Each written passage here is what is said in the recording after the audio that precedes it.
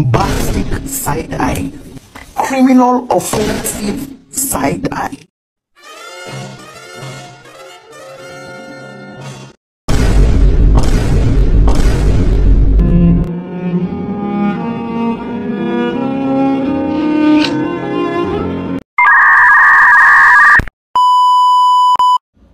Hai semua, apa kabar nih?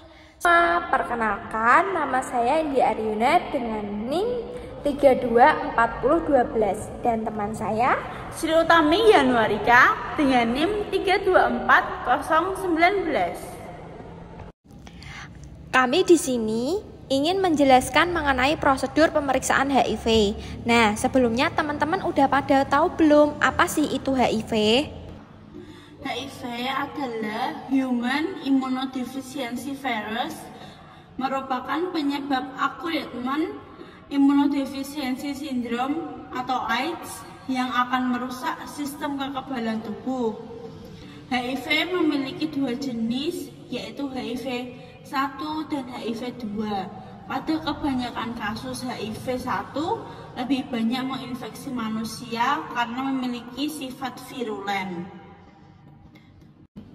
Jadi, pemeriksaan HIV dapat diperiksa dengan 3 metode. Yang pertama, ada metode ELISA. Yang kedua, ada metode Western blot.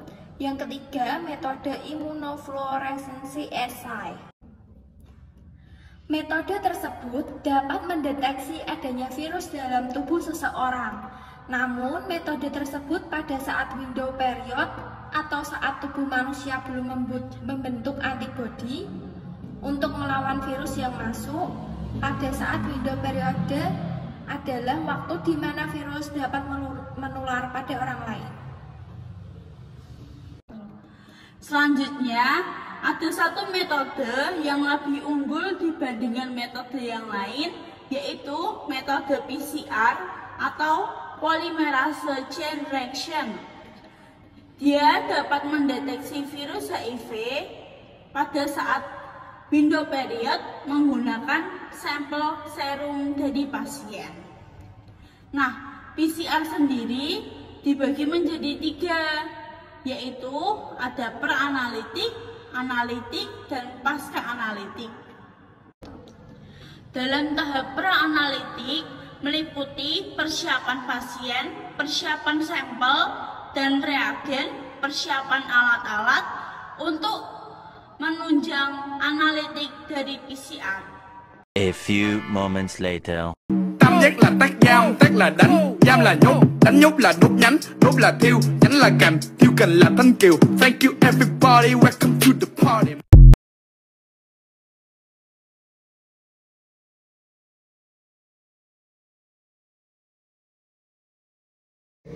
Selamat siang, Mbak. Ada yang bisa dibantu? Saya akan melakukan pemeriksaan HIV sesuai arahan dari dokter. Baik, sebelumnya nama lengkapnya siapa, Mbak? Sri Utami Yanuarika. Tanggal lahirnya? 27 Januari 2006. Pastikan data telah sesuai. Kemudian, siapkan alat dan bahan yang digunakan untuk melakukan pengambilan darah. Diberi identitas pada tabung meliputi nama pasien dan pemeriksaan.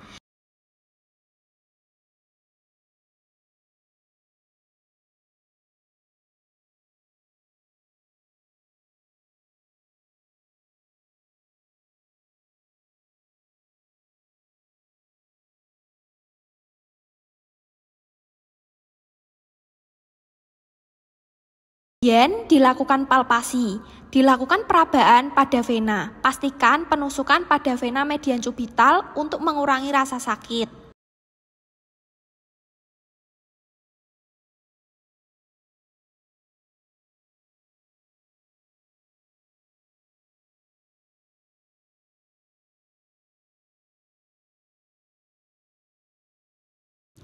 Lalu kemudian desinfektan.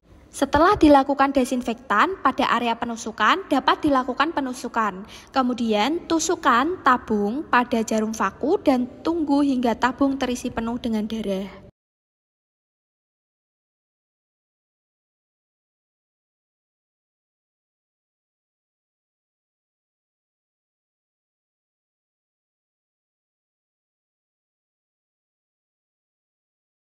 Kemudian tourniquet dapat dibuka dan setelah tabung terisi penuh, jarum dapat dicabut.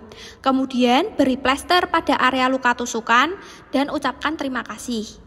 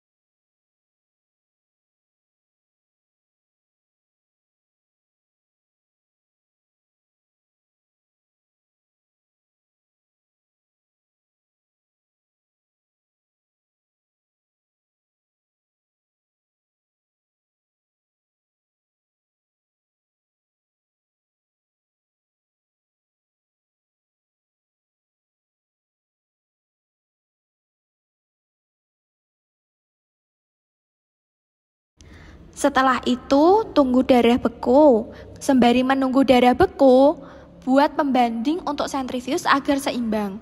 Kemudian setelah darah beku, dimasukkan sampel darah yang tadi yang sudah beku ke dalam sentrifuge dan ditunggu.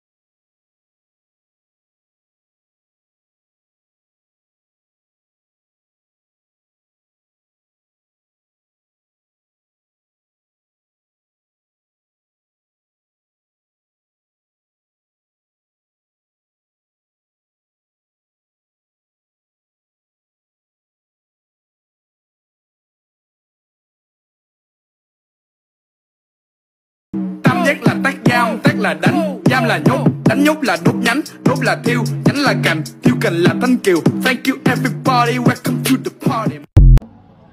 Lalu setelah darah disentrifuge, pisahkan serum dan masukkan ke dalam mikrotube. Setelah itu, tambahkan buffer lysis pada serum yang telah dipisahkan. Darah yang telah dicampur dengan buffer lysis dihomogenkan menggunakan vortex. Lalu setelah itu campurannya dimasukkan ke dalam mikrotube baru dan ditambahkan dengan etanol absolut. Setelah campuran ditambahkan, masukkan campuran ke dalam sentrifuge. Setelah disentrifuge, kita akan melihat perbedaan antara yang ada dalam silika gel dan yang di bawah. Lalu pisahkan silika gel dan masukkan ke dalam tabung mikrotube yang baru. Hasil filtrat yang terbentuk ditambahkan dengan buffer pencuci yang berisi guanidin hidroklorida dan sodium azida.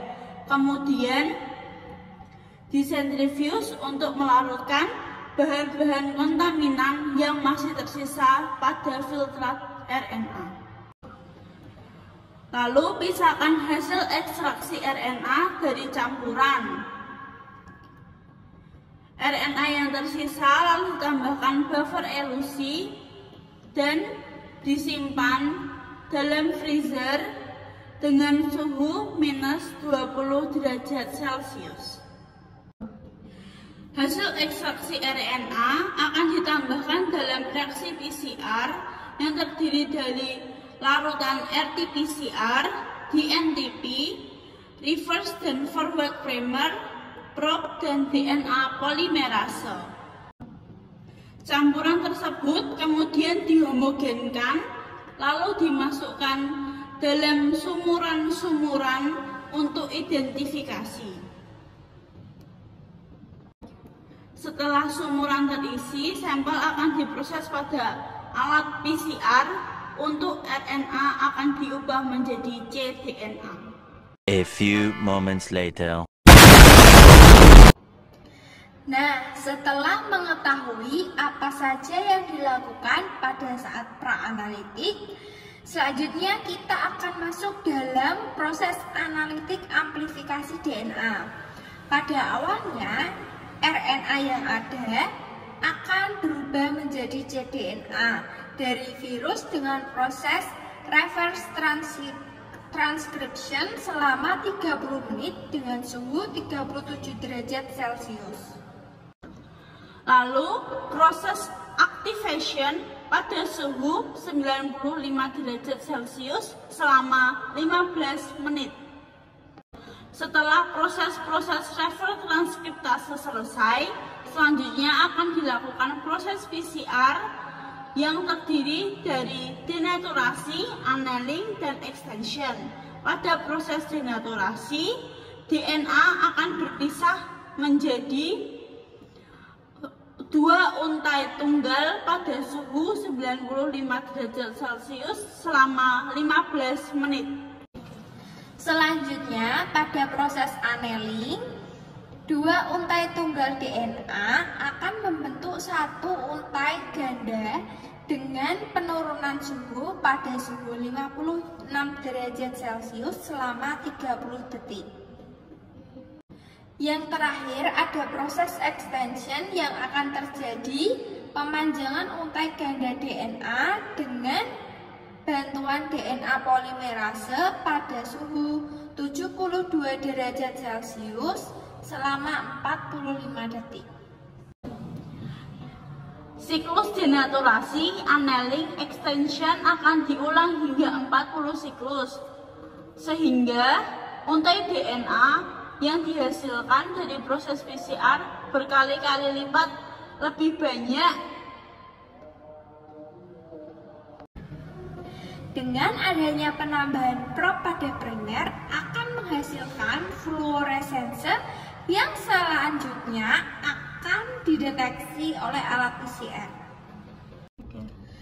Nah, setelah kita membahas tentang proses analitik dari RT-PCR, selanjutnya kita akan masuk dalam proses pasca analitik.